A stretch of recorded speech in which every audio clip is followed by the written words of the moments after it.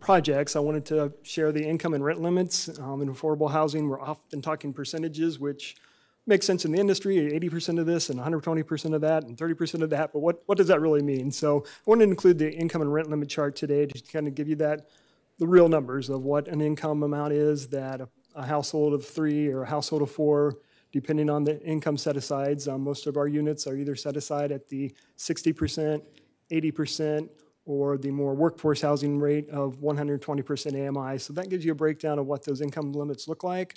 And as I suspected after I put those in the presentation, the new income limits just came out yesterday. So surprisingly, they went up close to 10%. So we did see a sizable increase in the income limits that just went into effect this week. So that'll be changing those numbers, probably adding households to those that are eligible for these programs. And here's a map of the 10 projects that have been approved to date. As you can see, they're all in the southern half of the county, with most projects located in or around St. Petersburg and in Clearwater. A lot of that makes sense because these are large multifamily projects where in the urban areas there's density and other sites that are available for a higher density multi-unit affordable housing projects. So the next 9 slides are updates on each of the projects that have been funded. Each slide at the top includes the affordable set-asides. And then below on the slide, we've got a schedule of major completion points. This is Skyway Lofts. This project was recently completed. I think a couple of you were actually able to attend the recent ribbon cutting. Blue Sky Developers built this project in southern St. Petersburg. Great looking project in an area that has very little affordable housing. So it's, as you can imagine, leasing up very quickly. We're anticipating it being leased up, if not this month, by next month. So this was a land trust acquisition. The land is owned through the trust. The HFA and the county own the land and have affordable restrictions for the long term of this project. Similarly, the Shores project is coming along very well. It's at 60% or greater on construction progress. This project is by the Richmond Group. It is a 100% affordable housing project with 51 units all set aside for under 60% AMI. They're on track to complete construction this summer. July of this year is the anticipated completion of construction date. So all of our projects have seen various delays, various cost increases with the market. This project has stayed on track. They did suffer from some material shortages and a few delays, but overall it's been sticking to the schedule. Innovari is a project in downtown St. Petersburg by Volunteers of America. This project is one of the more unique ones because it's a mixed-use project. It will include office space as well as 50 units of affordable housing for low-income and special needs households. They, too, had a construction delay. They had to shut down for a month or two. So they got started, had to pause, but they are back on track to restart, and hopefully the schedule hasn't slid too far off. They're still looking at a completion date by the end of this year. This is our largest project in terms of number of units. This is a mixed income workforce housing, affordable housing development, now known as ARIA, formerly known as the New Northeast Project. They are underway. They've started construction. This is a project where we're providing penny for funding for construction activities rather than land assembly. It's got a really nice mix of units at different affordability levels, 59 units under 80% AMI, 65 units at 120% AMI. The site's now under construction. They've built the stormwater retention pond, which is I saw an aerial the other day, a very large stormwater retention pond, but for 415 units, a lot of stormwater needs to be collected and treated. So it's on track for a December 23 completion. Washington Avenue Apartments. This project is located in downtown Clearwater in the CRA, and this project is paused at the moment. There's been, with all the projects, the fluctuations in cost and pricing have impacted them. they've ran into some unanticipated cost, and so they're looking at ways to move the project forward. But right now, they've decided to kind of put the brakes on until hopefully some cost and expenses of construction will stabilize, and they can look at moving forward. So I don't know in terms of timing if that's going to be 3 months. We're going to talk about some of the market conditions here later, but I'm sorry, was this one that we did increase our portion? No, the amount did not increase since the original funding. Okay.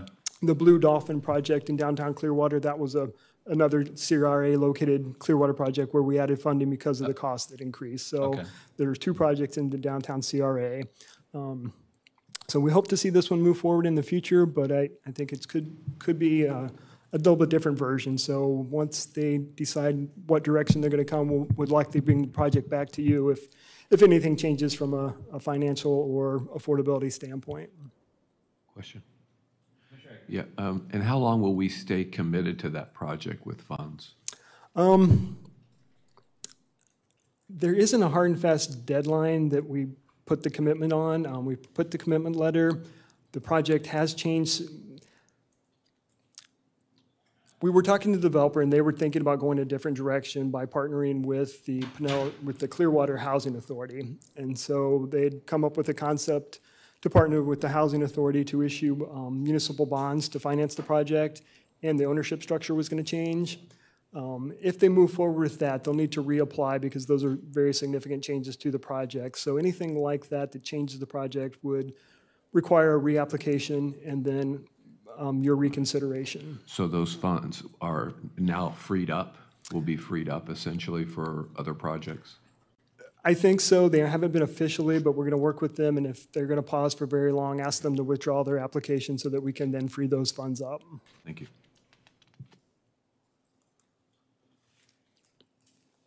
The next project is Oakhurst Trace.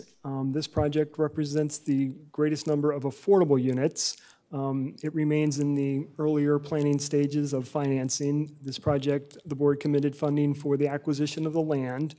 That has not moved forward yet because they are still working on their overall financing plan. They've applied to the HFA for bond financing.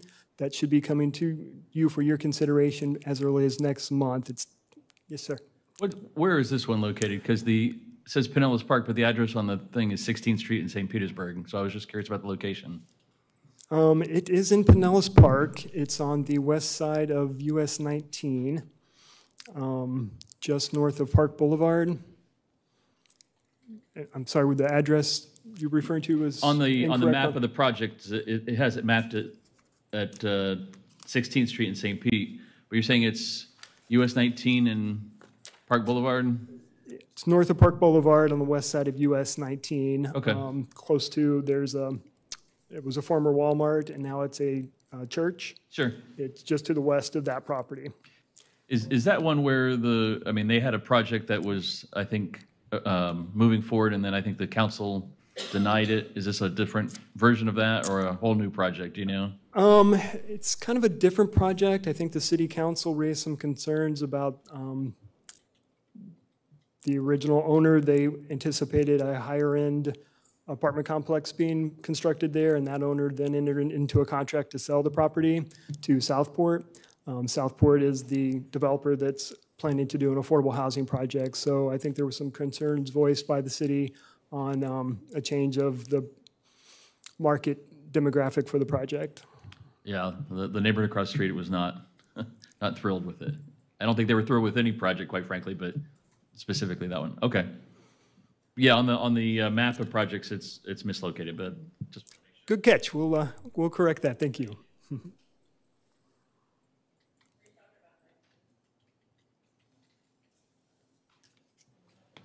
No, on the slide, it was number 10, which is it's not a big deal, but it was just a misplace on the map. We'll get that corrected. Thank you. Thank you. The next project, Whispering Pines, is a smaller project. This is a project by Pinellas Affordable Living, the housing development component of BOLI. BOLI serves special needs clients. This project successfully was awarded state financing. They're wrapping up those requirements to close on the financing, and we anticipate the land trust acquisition for this project in June, and construction starting in July. So it appears to be on track, and it's a 20-unit affordable housing project by Boley for special needs. Blue Dolphin Tower, this is a recently approved project. The board approved 2 projects recently. This one is the one we are adding additional funds for it to move forward in the Clearwater CRA area. It's another Blue Sky project. Blue Sky is the developer of a number of projects that we've done over the years, including the recently opened Skyway Lofts. This project will be located on the former fire station in downtown Clearwater. We're expecting construction to begin early 23 on this project. Seminole Square Apartments, 96 units of affordable housing, 100% affordable at both 80% and 60% AMI. This project is located in Largo, so it's a central location in the county, which is a much needed affordable housing location. We also anticipate this to begin construction in the fall of 2022 this year. So that concludes the 9 of the 10 projects that the board has already approved. The one project that was withdrawn is 6090. That was a project that's located on Central Avenue in St. Petersburg. The project is moving forward, but they've opted to not participate in the affordable housing program. Basically, it's an economic decision on the rent increases, the property value increasing. They've decided to move forward with a market rate product rather than setting aside affordability requirements as a result of the funding. So it's kind of a symbol of the challenges that we're facing right now with the market increases in rent in the 20 to 25% range, land values rapidly escalating, and the opportunity cost of developers looking at building housing and setting aside affordable units. On that project on Central, there was no density bonuses or extra, any of those kind of things that were granted that would now be rescinded, or were there were not any density bonuses for affordable housing. As I understand it, there was a density bonus from the city that has some requirements, but those requirements do not include affordable housing. Okay, but from the city perspective, not the county? From the city perspective, right. Thank you. And so that project, both the city and the county had supported with penny financing to set aside affordable units. Understand. So in the pipeline, we have 5 projects currently under review. 2 of those we anticipate bringing to you shortly, probably as early as next month. That would be the Fairfield Avenue Apartments project and the Lemon Trail. Lemon Trail being located off in what we call Lemon Heights area. That project the board approved in the past. It was acquired with Penny 3 funds. They've been delayed as a challenge of finding primary financing as well as cost increases. So they have applied for $2 million of assistance to move that project forward. We're feeling pretty confident that they'll be able to do that with those additional funds. So we'll bringing those 2 projects to you next month. The other ones on the list, we're continuing to work with the developers, negotiating and learning more about those projects for potential future recommendations. Market challenges. I think we all know we're having market challenges. And it's really affecting the program. I'm talking about 6090. That's a project that kind of demonstrates all of those challenges. We're looking at statistics. The 2021 year, we saw the greatest increase in rents that probably in history. Based on different sources, it's anywhere from 20 to 26% increases during 2021. Those numbers are continuing to rise. Just saw a report this week based on HUD data from 2022 that the Tampa Bay region is now ranked 18th in the country for the highest median rents. And so the rents are just rapidly increasing, not by 5, not by 10%, not by 50, not by $100, but by hundreds of dollars. I think we've probably all either been impacted or know people that have. I know some of my colleagues have gone home and found a notice from their apartment owner that their rent was going up $300 if they signed in 2 weeks, $500 if they waited a month. So I think there's been some pretty good media coverage about the challenges that renters are facing with this market escalating so rapidly. And we're focused on rental housing, but it's also impacting homeownership. Statistics from the Pinellas Realtor Organization now have the median home sales price for single-family homes in Pinellas County, February of this year, at $411,000. That's a 24.5% increase over last February. So whereas in the past, often homeowners, the home housing market might be lower, renters are able to move into the housing market, but now they're not able to make that move with housing prices in the single family and the townhome market going up so high. They're kind of getting stuck in their rental units and not able to take that step into home ownership. Conversely, they're seeing their rents increase. So whereas often the rental market might be up and the housing market down, both markets are rapidly escalating now. So it's really impacting so many people, not just in our county, but in the Tampa Bay area and frankly across most of the country. Is there, and I know we have some flyers and things that were dropped on our desk this morning, but would the state have to declare a state of emergency for housing for the Attorney General or someone to investigate gouging? Is there a percentage of home, I mean, is there any kind of gouging rules that would go into to be availed to look at for protection of consumers? We wouldn't let increases like this happen with water or necessarily power or other things, but with housing, there seems to be no limit to what increases. And I'm not talking about a new development that, you can roll in new cost of construction and et cetera, but folks like you're talking about who come home who've been in a building that's 30 years old, 50 years old, and suddenly they're getting a $5,000 rent increase just because they can. Later in our presentation, Evan and others are going to talk about some of the other housing issues going on and what some of those options might be. I think that's certainly a legal question that Jewel might be able to help respond to. I know that many of you have probably read some of the articles with some of our surrounding local governments that have looked at rent control. And really, we can look further in the statutes to see whether, normally we see price gouging controls go into effect around disasters like hurricanes or the like, but the primary statute that many of us have looked at is the state statute that relates to rent controls, and it's just simply ineffective at this point because it hasn't been updated since the 70s, and it basically disallows rent control in luxury buildings, which is defined as anything with a rent over $250. So it has obviously not been updated since the 70s. The statute itself does not provide for indexing of that rental rate, but if you did index it, it still only gets you to about not even $1,200, which again is not what we're seeing here. So the main statute that we've looked at, which is the rent control statute, and those are just a couple of the hurdles. You have to take action here and then send it to a referendum, and then it's only good for 1 year. So there are substantial hurdles. We can look into some others, but we have not identified any that would apply.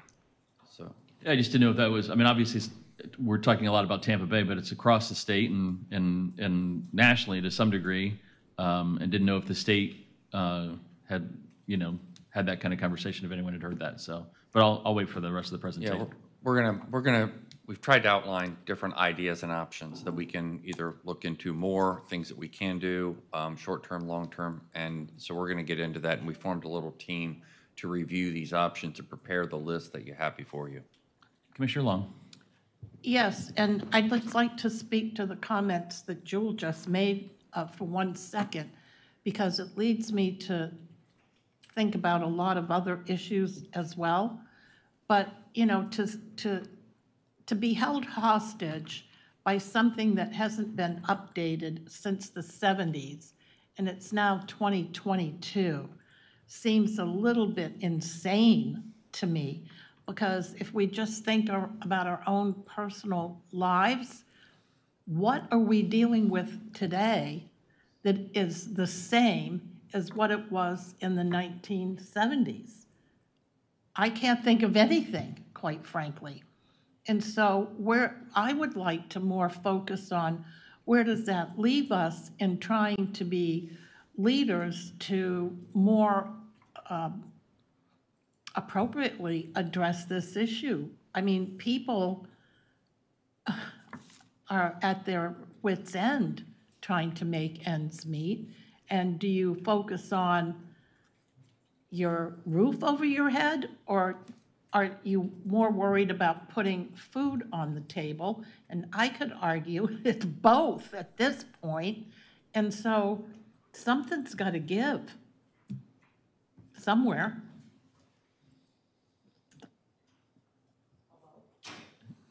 Commissioner Flowers?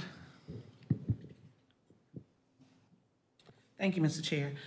Just sharing, in California in 2019, I think it was, the issue came up about rental rates and price gouging. And the question came up as to whether or not housing could fall under that particular spectrum. There was a state of emergency, though, put in place at the time, but it was determined that anything that would increase those rental rates 10% or greater would be considered price gouging. So I don't know if we want to look at what they did. I mean, California is not Pinellas County, but it looks like we're heading in that direction when you look at the cost of goods and services. So I don't know if we want to look at that particular model and see what they did and how they were able to change some things. One example was a gentleman's rent went from like $835 to over $2,000. And I don't know about others, but I know I've gotten some emails where a person's rent has increased $800 a month, not, as drastic as what we're having here. And then, of course, some of the seniors out a little bit, a complex a little bit past Gulfport, while their rent only increased $125 a month, still when you're on Social Security, $125 a month is a lot of money because that's your income that you don't have any other place to get it. And you're limited, if you can work, you're limited as it relates to how many hours you can work before you have to give up some of your Social Security benefits. So it's a catch-22 for that group. The other thing is I had a realtor friend comment that they felt like issues with property taxes and things like that was really lending to a lot of the issues. And I don't believe that to be so. I truly believe that, of course, the increase in insurance premiums. So if you own a rental property, you're in it to make money, you're going to pass that cost on along to the person that's renting from you. So I get that. But I don't believe that the property taxes they're paying on that particular property has anything to do with them making the decision to raise rents over 415% in some cases. And then the final thing I'll say is I was just wondering, as many other people, just who's buying these units. I mean, there are some units in downtown St. Pete that's going for $4 million, and that's not even the top floor. Apartments.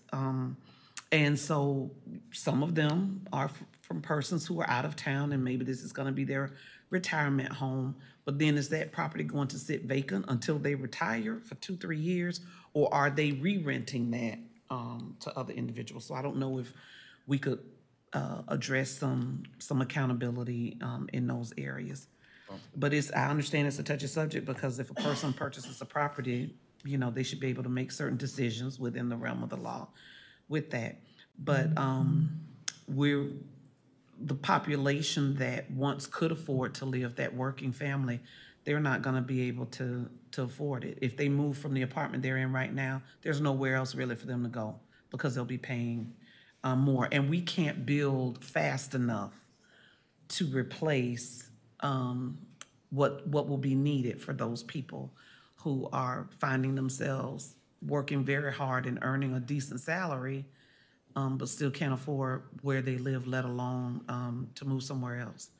So I guess it's going to be tiny homes and other things like that. That'll probably, we may not really want to see a whole bunch of those, but we may have to look at what we can do in those areas in that degree. Something that can be built quick, fast, is safe, but is affordable and may not necessarily succumb to some of the material concerns or the ability to get some of the materials in for the traditional way that we construct units. But I do appreciate all of the information you brought us, and it's some really good information. I just have one one activity that you listed here, and that's the Burlington Post 2, where it's only 76 units, but they want $10 million. So I have that gave me a little That's heartburn. not coming, that's still in discussion. That's Yeah. that's not a recommendation or something No, coming to you. I just wanted to throw my 2 cents in there since it says projects under review. Yeah. That if we're gonna do 10 million, I'm expecting a whole bunch of units, Yeah. not 76. And I can assure you, we've had a similar conversation with the applicant. I guess they figured if you don't ask, you know what I'm saying? You may see that project in the future, but with much different numbers. And I don't know how my colleagues feel, but if we are going to continue to focus on using penny dollars for persons who are building affordable, I would like for us to even consider having a percentage, a threshold of how many units they have to have. Because if you're building 200 units and only 18 of them are affordable, I appreciate the 18, but is that really the best bang for our buck to support that project? You see what I'm saying? Versus you have someone that builds 145 units and all 145, fall within that 60, 80, 120 AMI. So that group has shown us it can be done, that they can do it. They can put that together, they can make a little money, and they can provide affordability versus us giving to someone who has over 200 units, but they only want to designate 18 as affordable. So maybe that's for further discussion or something. But Yeah, I think it is. And we've struggled, with how to put that, even when we talked about small areas and how to fit in some affordable housing, even though it's a really small project. And so we were looking at larger projects, and then we had areas where they really needed some workforce housing, in particular down in the area that you were talking about. And, we said, well, let's, maybe if the unit cost is reasonable compared to other ones, then it's still okay. And so really kind of getting down to the unit cost. We're not going to subsidize market rate housing, Right. but and we're really approaching developers and trying to get them to include some affordable housing, so that to the extent we can get them to do that, we're kind of reacting to their development plans.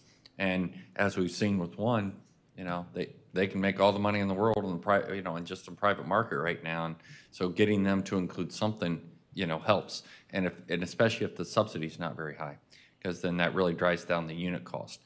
In regard to the other comments, we're going to get Bruce up next. I'm sorry, we're going to get Evan up next along with Karen. We put together a group made up of housing, community development, human services, consumer protection, Office of Human Rights, communications, county attorney's office, to really look and explore all these different options. A lot of that is limited by state law and what is provided for us in statute by the state. And so we've tried to look at ideas, and that's the reason we want to bring it here. Maybe you have additional ideas that we can explore. But we wanted to kind of put a menu of options available and kind of work through them, both what we can do, what's practical, and also what is legal that we can act on. So that's going to be the next part of the presentation. And again, this is a kind of a first run at it, and we'll see where it goes. And my last comment or question is the property that Commissioner Justice was talking about, which is kind of in between that nursing home facility, but it's across the street from a market rate complex that was recently built, is down the street from the old Dimmitt auto dealer, which is a complete complex. So you're going to have a lot of new activity in that area. Will that impact the level of service? Have we looked at how that will impact the level of service for roads right along US 19? Because it's already very heavy with traffic. Well, on Bruce's side, he's looking at the affordable housing piece. That's a development question, and that would be for the city of St. Petersburg, because they're still. No, that's Pinellas Park. Although for Pinellas Park. Yeah, so it's still within the city. They're going to have to review that as Okay. part of the development process. I wasn't sure if that was something that we also took a look at because we always get calls about it's increasing the amount of traffic on the roads and things of that nature. So thank you for redirecting me. I appreciate it. I've got a couple more commissioners that want to weigh in. Commissioner Gerard? Yeah, I have all kinds of comments about that stuff, but I guess we're going to talk about that. I just had one question before Bruce sits down. The Rainbow Village project, and I can't remember what the name of it is. Heritage Is that still Oaks. alive? I mean, Absolutely. It's called Heritage Oaks, which would be the first phase of 4 phases of redeveloping Rainbow Village. Still alive. They were awarded 9% tax credits from Florida Housing Finance Corporation. It's a very lengthy process to get from the award to the closing, and it's actually probably going to be end of the year before they close on that, and they're anticipating starting construction early '23.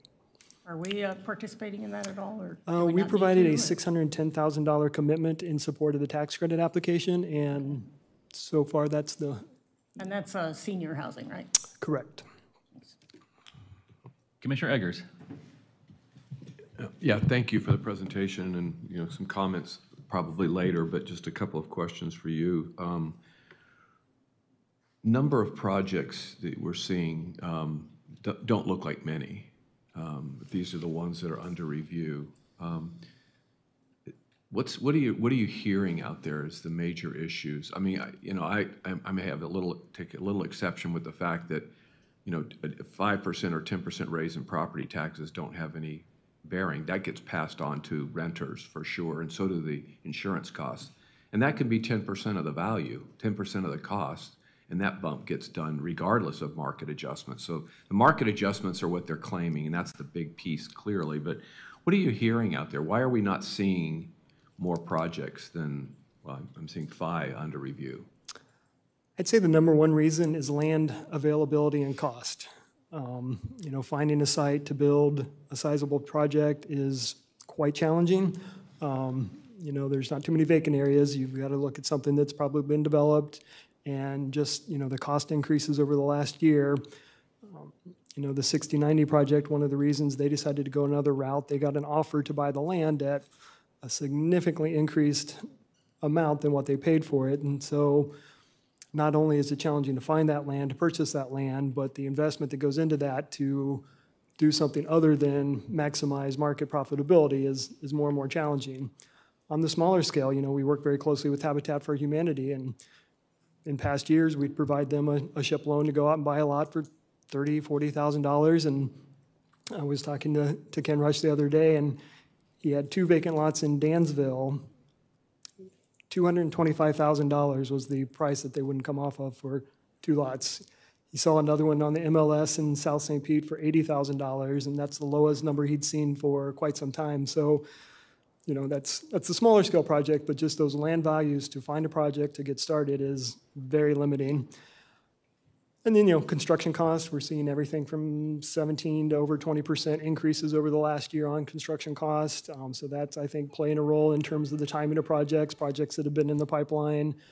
If a developer's got several projects going on, they're slowing in terms of taking on new projects until they get those finished. It's kind of slowing down the production at that rate as well. But I think the land is probably the number one challenge. Yeah, you almost get to the point where, like on the Habitat homes, where you're just, you underwrite the value of the land completely, and that cost as a percentage of the overall cost is so high that it really does make a significant difference, and it gets people into owning versus, renting sooner as well. But yeah, I shared the same comment about Burlington Post too. I mean, these are the 5 that are in the running, and you look at Wedgwood Villas, and they're about the same number of units that are being delivered at 5 times the ask. So I don't know what they're getting, what they're asking or delivering for that additional ask, but interesting. And as it relates to, you made the comment about, I think you said, much needed housing location. So I noticed that, a lot of the applications are the ones that we've done are Mid-South County. Are you not seeing it around the, quote, poverty zones that were identified several years ago, like in Clearwater area, Greenwood specifically, or Tarpon Springs that has one of those defined locations or zones? Yeah, we have seen some projects in Clearwater. We've got 2 projects currently anticipating in Clearwater. There's a 3rd project that we're anticipating an application in the near future. We haven't seen any new applications from the Tarpon area.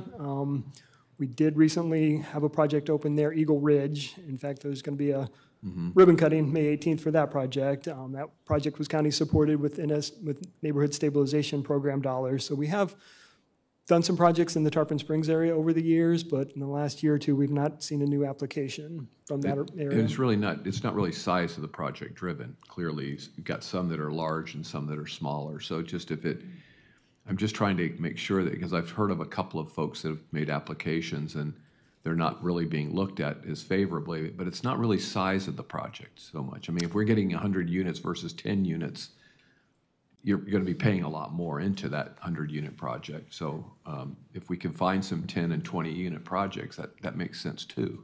Oh, absolutely. In terms of the penny program, the only size limit is a minimum of 10 units. But even a project that was smaller than that, we would look at that for some other funding, the SHIP funding or CDBG, for example. So there's really no minimum size requirement.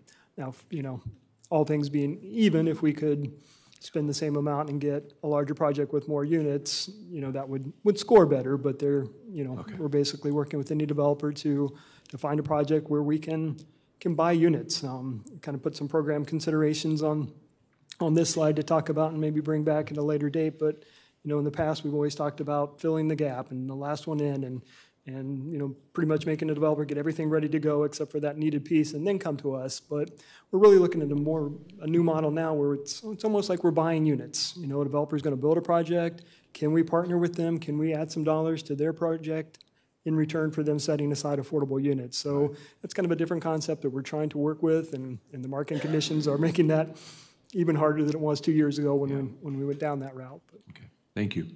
Thank you, Ben. Commissioner Seal. Thank you.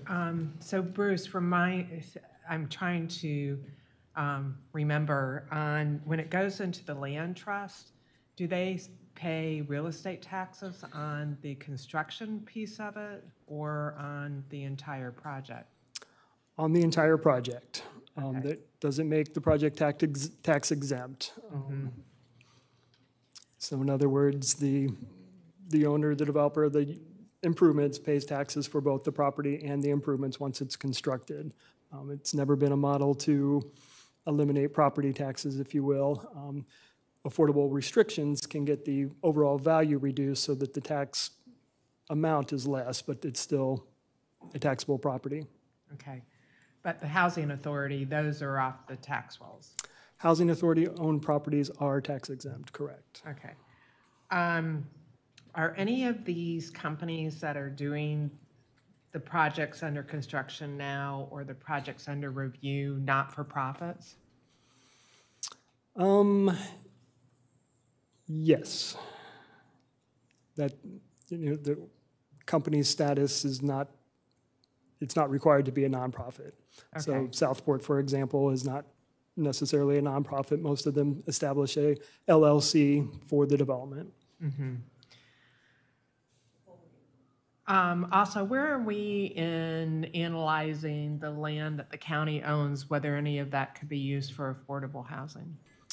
I believe real estate management is wrapping up that process, and we'll be bringing an item to you in the near future to identify some of those potential parcels.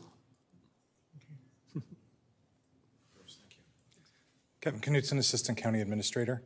We have the complete inventory, and we're working with Colliers to determine which lands could be used for which purposes. We have about 110 we've identified so far, and we're going to start bringing those back to you to get approval to move forward, to move some of them either to affordable housing or to put them for sale out on the market. Okay.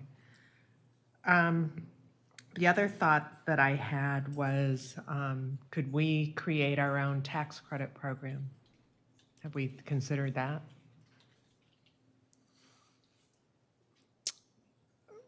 I guess I would liken the HFA multifamily bond program as tax credit-like. It's basically a 4% tax credit program. So when you say our own tax credit program, are you talking about property taxes? Mm-hmm. Okay. Meaning, could we replicate kind of what the state's doing? But, I mean, we do it for other things where we're doing economic development projects, and abating taxes? I mean, could We you do would- the same we for would- affordable housing? We could look into it, but we would most likely need some kind of statutory authority to do that. Imposition of ad valorem taxes is very highly regulated, and of course, that includes any exemptions from ad valorem taxes. I mean, like I said, we could look into it, but I suspect that it would need to be enabled by the state. Okay, but I'm thinking back to when we did the Nielsen project. That was an economic development project, but we did abate taxes on that particular one. Just thinking of, is there another model that we could put into place rather than putting cash up front into it? And then my other thought is, even though the land has gone up, and I'm glad to hear we have quite a few properties, but, is there any opportunity because of rising construction prices at the present time, whether we could land bank and just, put it in the land trust and bank it for a while? Because some of these, you look at the limits of what we have to invest with the penny, and I'm just trying to figure out if there's a different way to get some other bang for our buck to. Well, I think you raised that question before. Is this the right time, Yeah. to be investing in these? And it's a fair question. It's also, trying to plot your crystal ball about whether things are going to get better. I know. And that's one of the reasons we reached out to developers, because we're really trying to get them to include some affordable units in their larger development, because then you get the economies of scale. The big issue is some will get tax credits, some won't. And so the amount per unit that we have to pay then is going to be fluctuated by the other types of financing they're able to secure to drive down that cost. The question you have, it's a developer bringing it forward, so we'd have to work with them to kind of stop the project. And so it just becomes a little more complicated, but we can certainly look at it, especially the ones where we have control over. Right. Just some thoughts. Thank you. Thank you. Attorney White. Yeah, I just wanted to respond to the question about the price gouging statute in the state of Florida. That is specifically linked to a declaration of a state of emergency. The statute appears to only apply when that emergency has been declared by the state of Florida. Those are, of course, in 60-day increments and would rely on the state of Florida to enact that. Keep in mind, even if we were able to declare such an emergency and take advantage of that statute at the local level, we are now limited to 42 days in total for a declaration of emergency on the same topic, unless it's like a hurricane or some kind of natural disaster. So it does not appear to be a statute that would apply in this instance. It does, state that it applies to a dwelling unit as a direct result of the emergency. So if there was an emergency declared as to a housing, emergency, in theory it would apply, but a very limited duration, not a long-term solution, and really we would be relying on the state of Florida to put that declaration into place. And again, theirs are limited to 60 days unless extended. Thank you very much. All right, we've sidetracked you, so please carry on. I think great conversation and a lot of good points. Kind of touched on this slide, some program considerations. We're always looking to improve the program. We're talking to developers, getting their feedback. Overall, it's been pretty positive. A couple of things that we want to look at and possibly bring back is adding a little bit more flexibility to the approval process.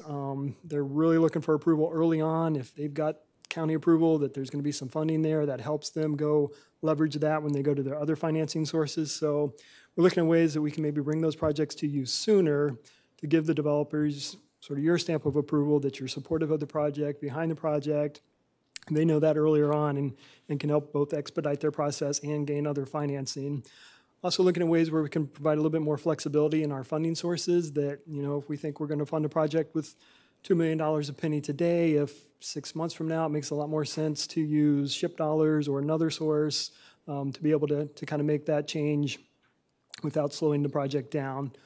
And the other thing, we want to look at our ground lease methodology. We started the ground lease program with Penny 3 back in 2015, I think it was, and established a formula for annual lease payments that's below market, but it's still a payment. And in today's market, we think, it probably makes sense to reduce that, maybe not to the $1 a year level, but something lower that, again, reduces the overall project cost. So we're looking at that methodology. Now it's almost competing with construction loan dollars that Penny Fort can provide because that's a forgivable loan, so they're not making payments on those dollars where they are making payments on a ground lease. So we're going to make some analysis of that and come back with a recommendation on how to maybe alter that and make the ground lease more attractive, because I think there's a long-term benefit there. If we're getting 50 units, if we can preserve those long-term, there's obviously a lot better economic value for that long-term affordability. So with that, that pretty much summarizes the Penny Fort program. If there aren't any other questions, I'd be happy to turn it over to Evan for the next part of the presentation. And I will mention while he's coming up, you've got at your desk there a brochure that the Communications Department has put together summarizing the affordable housing program activities over the last 5 years. So thank them for that. I think that's a nice piece that captures a lot of data in a few pages of the things that the county has been doing. So, thank you. Oh, not that I need it. Go back to my slide. There you go. I may use Bruce's slide since I don't have a presentation. So you all should have received this document talking about some of the other initiatives, affordable housing initiatives that we are undertaking or have been undertaking already. So what I would like to do is go through what's under the Housing Community Development section, and then I'll hand it over to Karen Yatchum from Human Services to talk a little bit about the work that they've been doing since, as Barry mentioned, this group's been formed. And I know that I listed a Tenants' Bill of Rights at the first of my list here on this sheet, but I'm going to start with the stuff that we're already in process with and that we're working on as Housing Community Development, and then I'll come back to that and we can, because I have a feeling that's going to be a little more conversation about that particular item on this list. So first, from a housing compact, you all are very well aware and briefed on the housing compact. Just to give you an idea of a couple of things that we'll be doing in the coming months.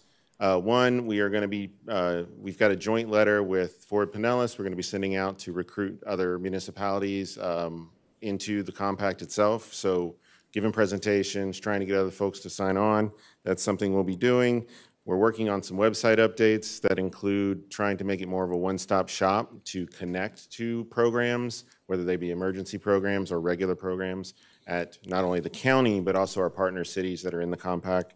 Those will be happening in the next, anywhere from the next 3 to 6, 7 months, depending on the level of complexity that we get to with that.